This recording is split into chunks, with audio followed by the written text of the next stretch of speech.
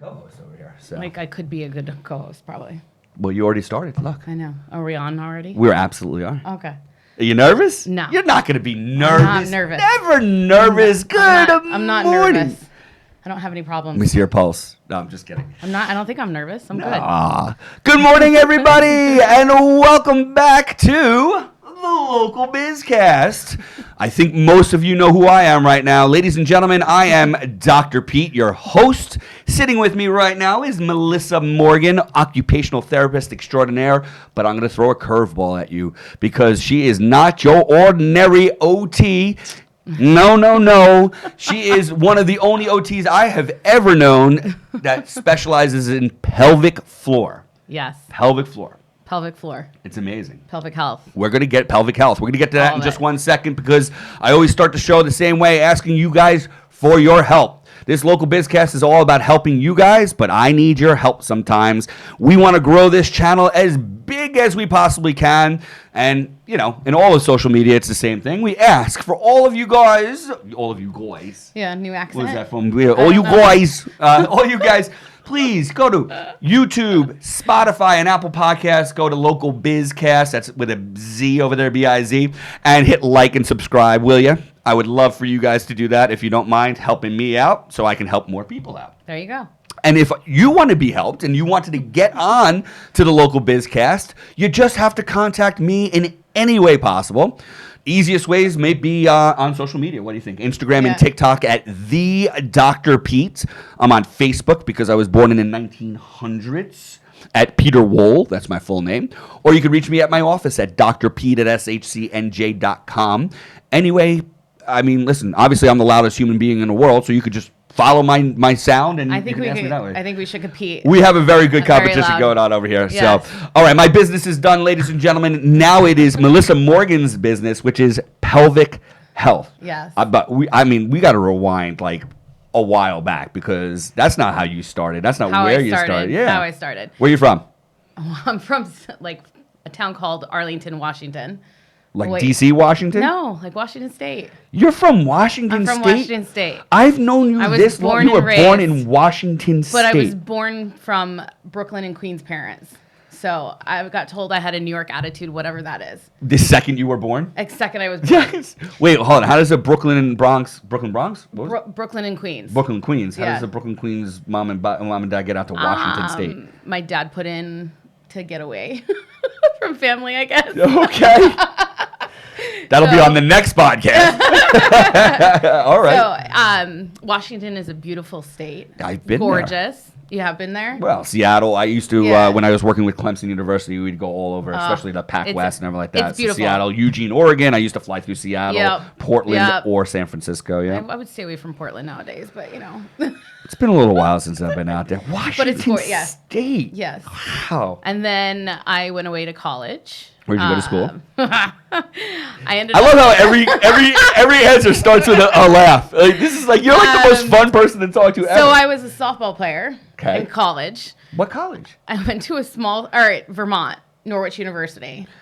Okay. How the heck did you go Brooklyn, Queens to Washington to Vermont? Because I love the East Coast. Okay, And you knew a Vermont- little bit about the East Coast. And Vermont, well, we always visit out here because Okay. it's like what we do.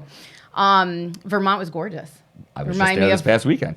Remind me of Washington State. Got so it. I was like, I'll go and And you- should have paid attention to the softball team because they were I was about to say horrible. you played softball there. They were- D3, D2, D1? D3. Okay. D3. It was a half military college though. Sweet. So the guy to girl ratio was 8-1, so I knew what I was doing. Ooh, It was got nice. It was All a right. lot of fun. But then my softball coach was leaving and decided to go to South Dakota of all places. Yeah, of course. So- That's where you go when you leave Vermont. Yeah, so I went to Huron, South Dakota and played. You went with her. I went with her. She wasn't my coach. She was the basketball coach there. So, but I got half of my ride to South Dakota. Ew. University of South Dakota? Huron University. Huron University. Huron University. It's the This is capital. great. It's the capital of pheasant hunting. It has a big, huge I plastic pheasant. guarantee you that my father-in-law Um, absolutely has gone pheasant yes, hunting there. definitely. And when I Yes. hear stories of pheasant Yes. hunting and him in South Dakota, it is probably there. Huron is the capital. There was a big pheasant in there. So yeah. So most of us were athletes. So I was going to school for athletic training. Ta-da. So I was an athletic trainer first because I love sports.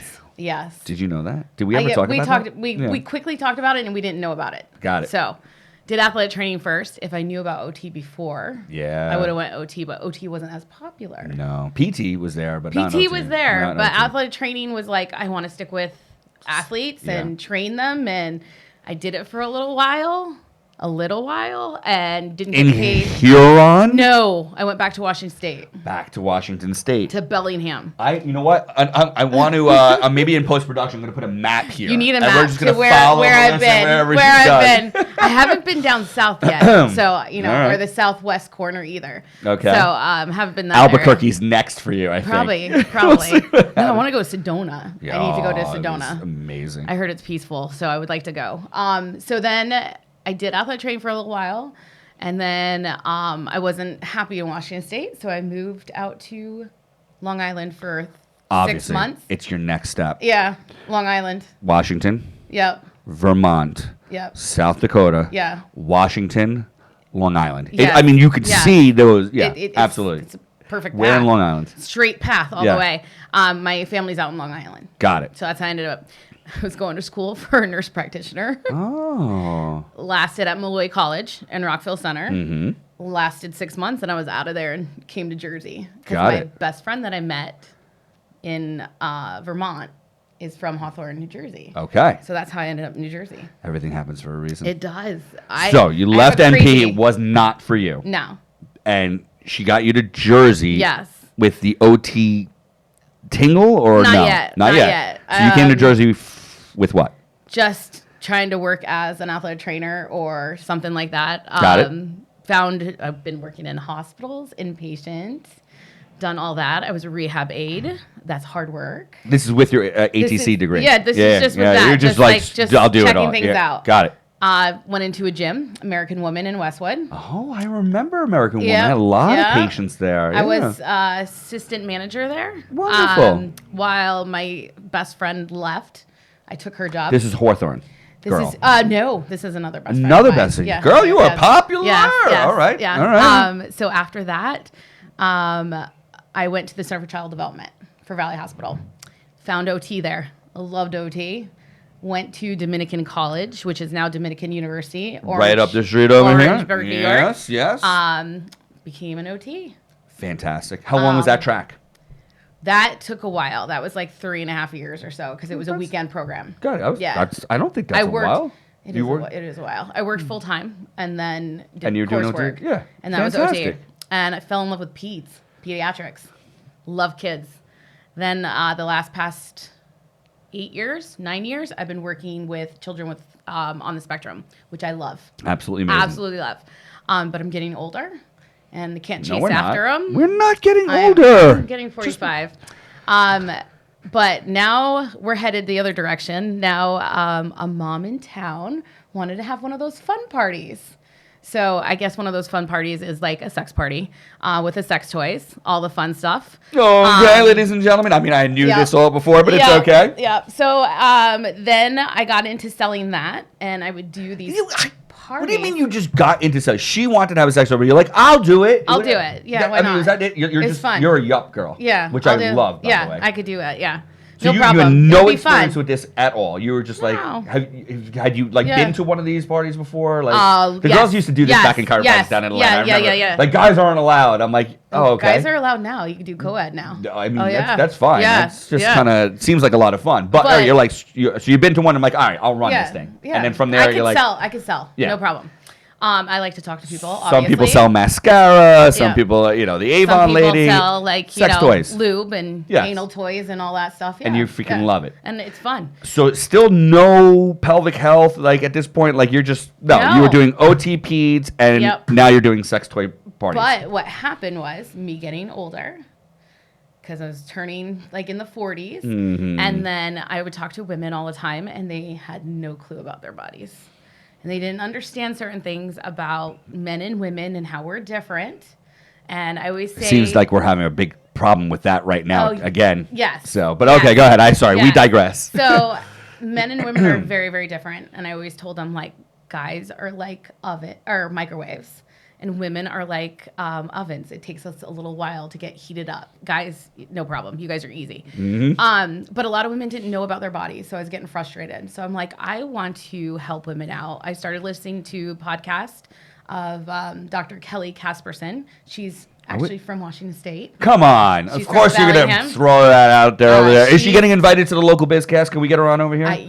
Washington local? If you could get her over here. Oh, she's huge. She's huge now. She's huge now. So she is one of the top urologists for helping out with hormonal stuff, but also teaching everyone about sex ed, because in school back in the day, our sex ed was, here, watch this video. Here's a banana. Here's a condom. Here's a condom. Yeah. All like that stuff. Yeah.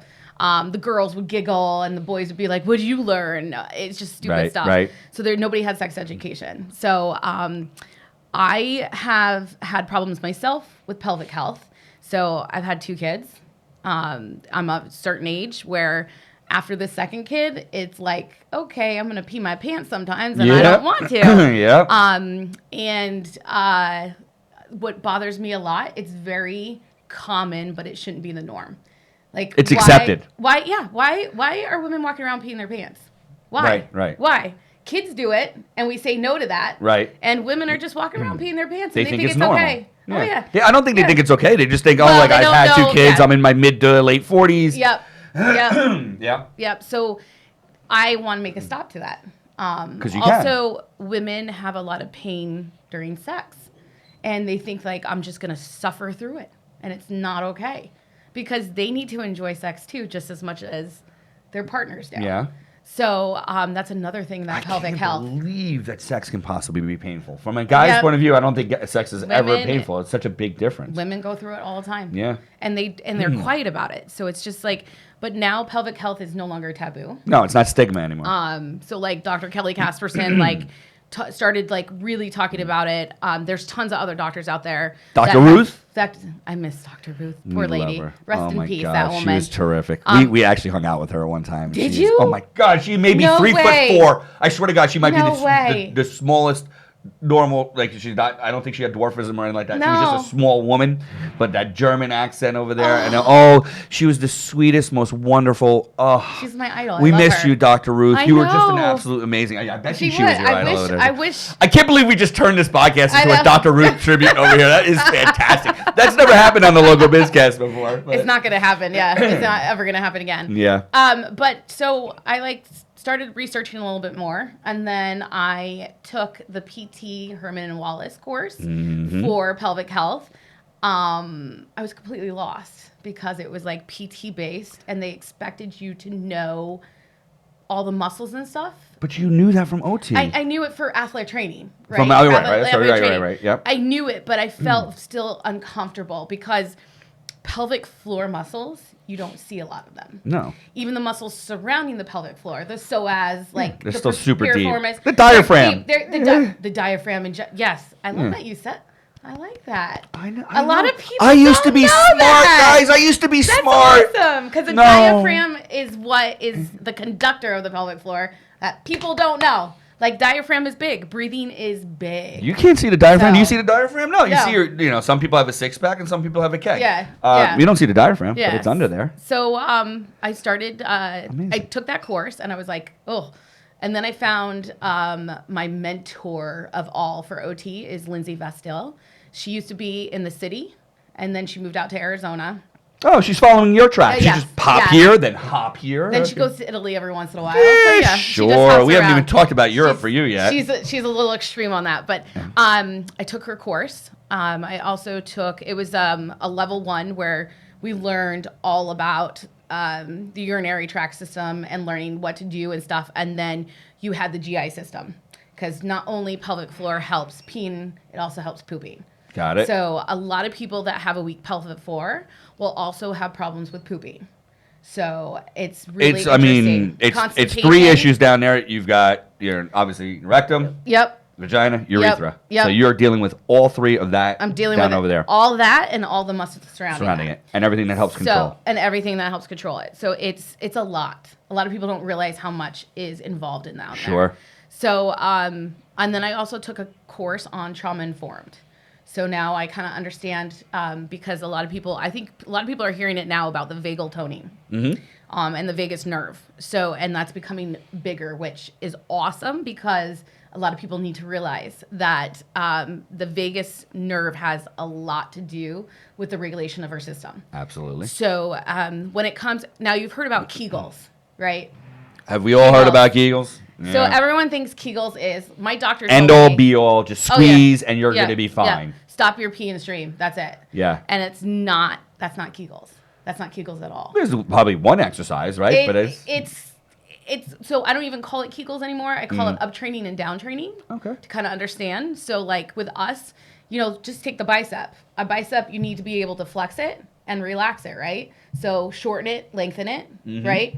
So with pelvic floor, you need to be able to do that with all those muscles. Got it. And some people can uptrain so they can bring those that's muscles the Kegel. up. That's the stop That's the a stream. Kegels. Yeah. That's a Kegels. And then reverse Kegels, downtraining. Okay. So think of a jellyfish. Yeah. How a jellyfish goes up and then releases. Think of an elevator shaft. You walk in, close the doors, it goes up, and comes back down. Hopefully. Yeah, hopefully it does. Or it can come back down fast. Right. So a lot of people don't realize how important that downtraining is.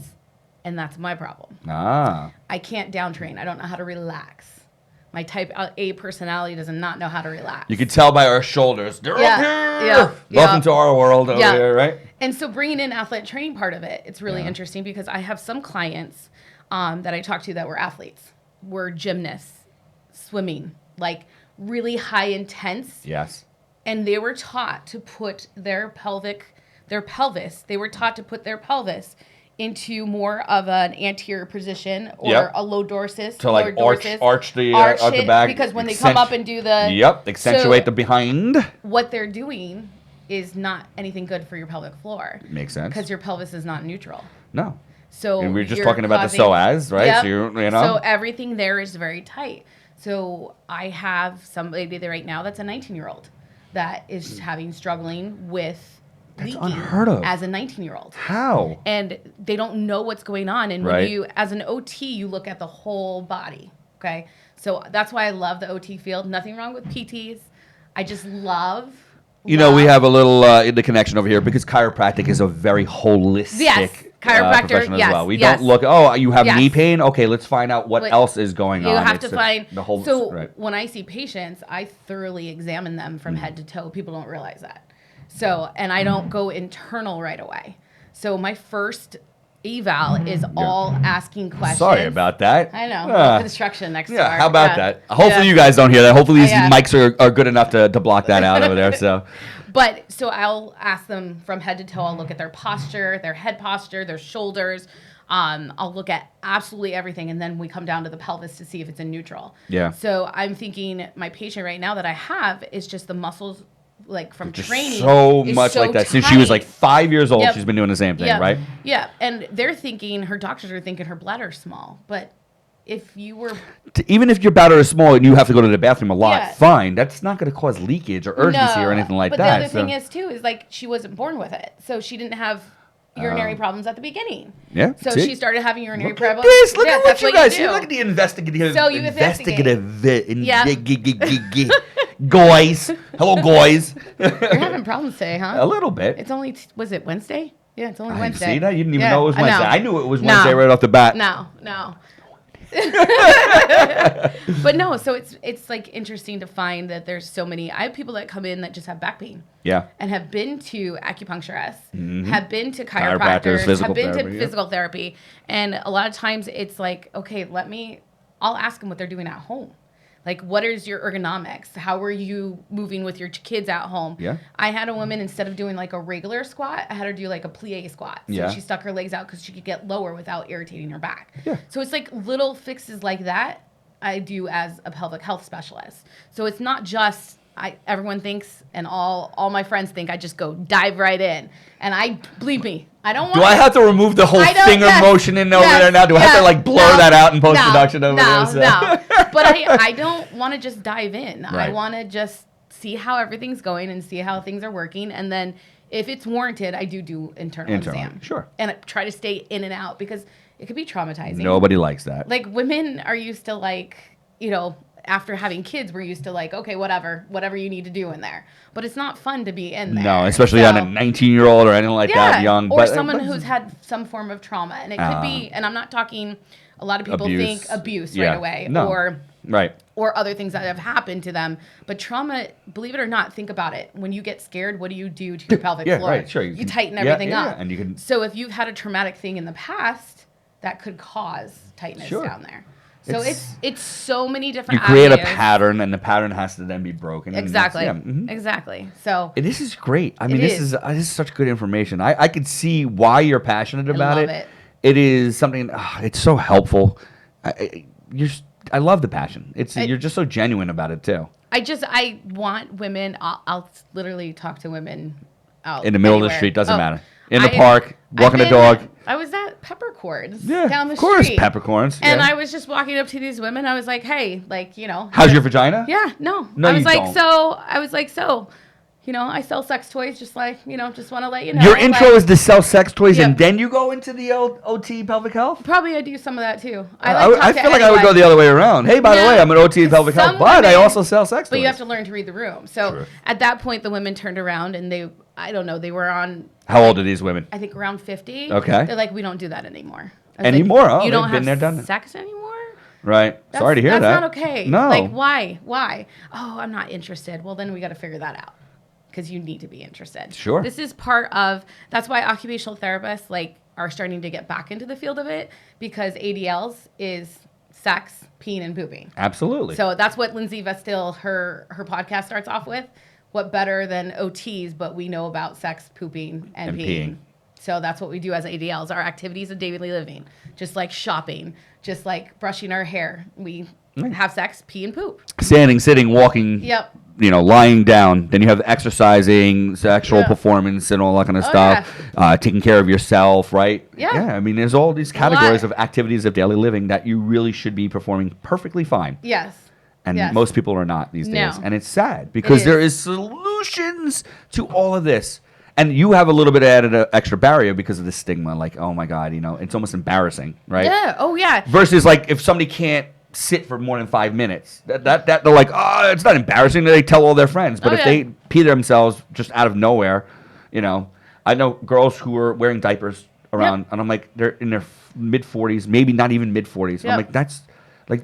It's not right. Don't know. And it's believe it or not, I've had patients that have come in that I've helped them out in 3 sessions. They're a minor case, just minor urgency, minor leakage that's 3 happening. Sessions. 3 sessions and teaching them. They already knew a lot of the diaphragmatic breathing because they had asthma and have worked on it. But they knew a lot of that, and just teaching them behavior modifications, just in case peeing. So remember when you were younger, your mom told you, we're going on a trip. Yep, I don't have to go to the bathroom. I just went. Go again. Go again. Yeah. So that we don't have to stop. So, and I still do that to my boys, and I feel bad because I still do that. But that's a pattern that we need to get out of because what we're teaching our bladder is that it's not fully full. So you just need to let it go anyways. Wow, I haven't even thought about that. Yeah. Wow. So there's little patterns like that, and then we talk about patterns, and it's so huge. It's like my practice is trying to educate people on patterns. They're like, oh, I blew out my back. I'm like, no, there's a pattern there. You're training them. Oh my God, this is the first time I'm ever thinking about this. Yeah. I gotta go right now. I gotta go to my kids. Tell them to stop peeing. No, but it's so true. It's behavior modifications that we also do every day. So it's those little things. And even if you're getting up and you have an urgency problem and you have to oh my God, I have to run to the bathroom. Right. Do your uptraining and your downtraining a couple times. Yeah. Or Kegels, reverse Kegels. Head into the bathroom, do it a couple more times again because you're training your bladder or you're training the muscles surrounding your bladder. So it's really important to remember that is they need to be trained also, just like your bicep needs to be trained. 100%. So that's what people don't understand. That's what's really important. Interesting. Yeah. But it doesn't happen to everyone. It doesn't happen to everyone. I know somebody that is in their 50s and they don't have any problems whatsoever. And had had three kids. Vaginal deliveries, not C-sections. The other thing, C-sections. It doesn't matter. Doesn't Everyone matter, goes, I had C-section, so I'm fine. No, you're cutting those muscles got everything. cut up. Like literally wide open. To tell you the truth, sometimes the vaginal deliveries are probably less traumatic on your body. Yes. So. And that's the other thing too is also we can prep women. When I took a course and learned about pregnancy and delivering, and I unfortunately did tear with my first one. And it was like a pretty severe tear, which I would love to prevent for women. So we also work with women in like that stage of pregnancy and teaching them their right to be vocal or have their partner be vocal when they're in the delivery room and say, listen, and we're teaching them all to push and hold our breath in to push. Right. Like the way they taught me to push out the baby is not what you should be doing. So it's actually, you should be making a deep noise to like breathe. You're like, should be going, ooh, because if you feel your pelvic floor is bearing down compared to just like, ooh, you're not doing anything. It's all up here. Yeah. So a lot of what we're taught in the hospital or even not taught, as soon as you get into delivery, you're just like, push, there you go. No, this is like the chiropractor. Like, why are we laying down with our feet up? Exactly. You're not even because your birth pelvis. You're making it more impossible. You should always be upright. I don't understand what is going on here. See, I love that you know that to but be this has been our profession our whole lives. We have such, Dr. Kim and everything like that. Yeah, like, especially Dr. Kim. We're considered the quacks because we're telling people to no. Like, are you kidding me? Like, it just doesn't make any sense. The better position to deliver is honestly to be in all fours. Yeah. But what woman can sustain that long of being on? I understand that, but the fact is we still evolve from animals. Yeah. Name an animal that's not on all fours that's delivering. Exactly. Right? So exactly. And by the way, and we have the same anatomy in essence as most of these. So a lot of women they could do is be over the bed. Or the ball, like an exercise ball. Yep. Mm-hmm. And I had the exercise ball in the room, but nobody brought that out for me. No. Nobody brought that out. I mean, you go to the next level and obviously do it in bathtubs and stuff like that. Well, I mean, that's going to be luckily now freak everybody out, of course. There's midwives and doulas. Yes. And it's becoming more accepted. It is. But the fact that we have to get accepted more natural, it really is kind of it drives me crazy. Because I got very upset about it. It's like, this is the natural thing. The pharmaceuticals and the medical model, and trust me, listen, the OBGYNs, they are doing a wonderful job. This is what they were trained. That's how they're going to perform it. But it's hard when you're kind of indoctrinated into this training to open up your horizons and understand, wait a second, what we're trained may not necessarily have been the most natural thing. It may be the most convenient thing. It may be efficient for the staff of the hospital and whatever like that. But what is right for the human should take all precedent. And the fact that you would question something that is so natural that you could see it in nature every day, and yet we become the crazies. And the funny thing is, we need to learn to be our own advocate. We're allowed to say no. We're allowed to say, I'm doing it this way. This is the way it goes. But the doctor has the authority. They have the expertise, and you don't want to necessarily what do we know? But you're right. You should, if something doesn't feel right, you know, what do they say now? See something, say something. Feel something, say something. Exactly. And this is all I have to talk about in my healthcare practice is to be advocates. Forget about even in my own practice. Anywhere you go, any doctor, especially the hospital, you advocate for yourself. It is a fight. It is a fight because you're not just fighting what's going on over there. You're fighting with insurance companies. You're fighting with administration. You're not even fighting for your health. No. And you have to. It's an absolute shame, but that's a whole nother podcast. I'm not going to waste any more of your time because you only have a few minutes left. Well, I also have to say I've been talking a lot about women. Yeah. It's also males. And I'm also finishing my course in pediatrics.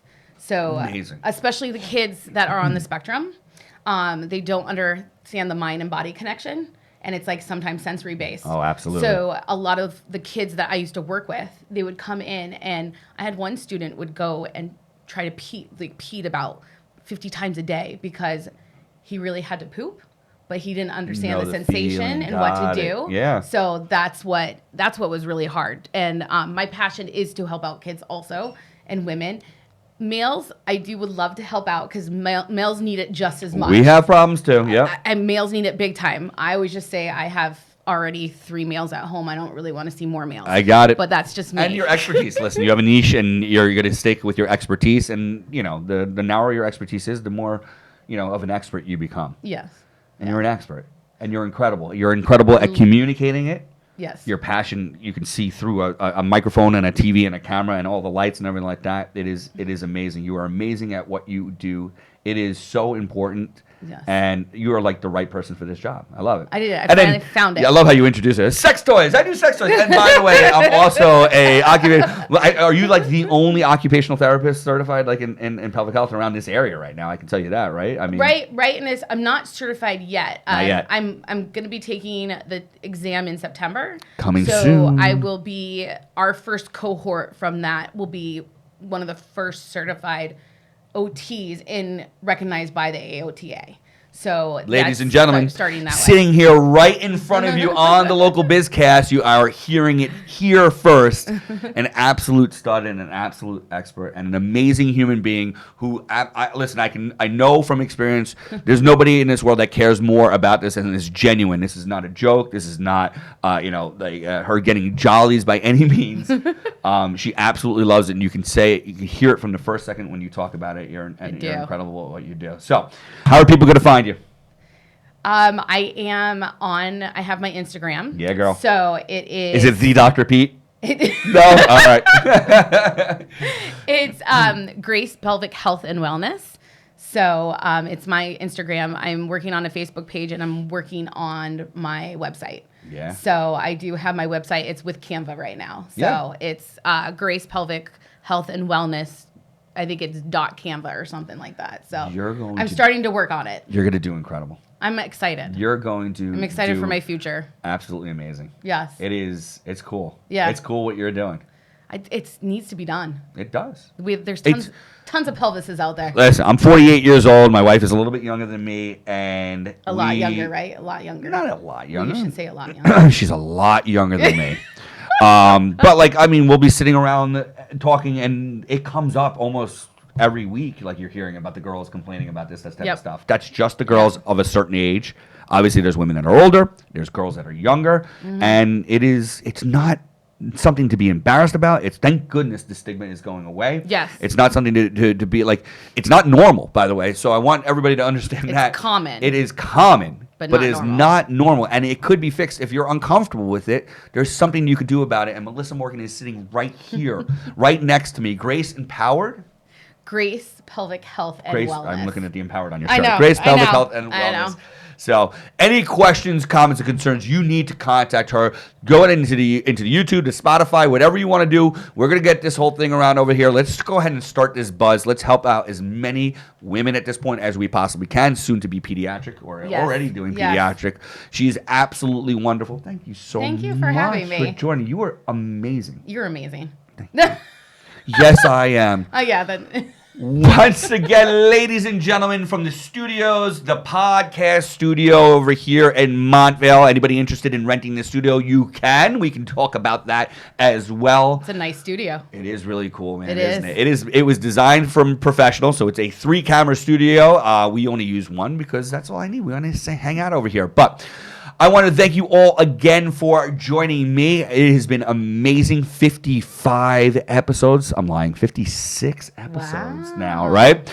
Continue to grow this channel. Please share everything with your friends and your family and your coworkers and even your enemies. Always trying to grow this. Thank you so much once again for joining us on the Local BizCast. Thank you, Melissa Morgan, for joining us. Thank you. And we will see you next time, everybody. Have a wonderful day. Bye.